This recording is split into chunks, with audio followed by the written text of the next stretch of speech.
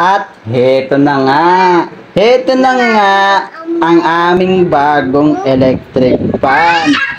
Sobrang hangin naman niya. Yung sakto lang sa ating pakiramdam. Hindi tulad po, ito po kasi yung luma namin. Siguro nasa ilang years na po sa amin yan.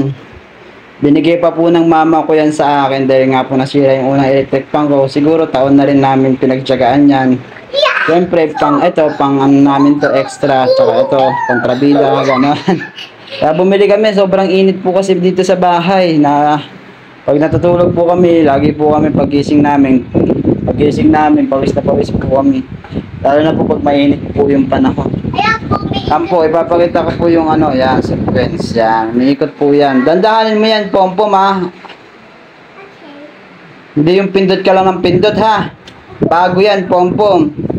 Second hand yan, second foot. Second foot? Oo, second hand. Ayan. Medyo ano naman siya. Ito, number 1. Patay. 1 pa lang yan, malakas na. Oh, lumilipad na yung buhok niya. Ayun, oh. Number 1. Para daw muna natin. Number 1, lumilipad yung buhok. Oh, number 2 na. Number 2. Fly away yung buhok. Oh, number 2 yan. Oh, huwag mong galawin. Para yung electric pa yung, ano sa'yo. Oh, number 2. Ito, number 3 niya. Pinakamalakas. Number 3. Oh,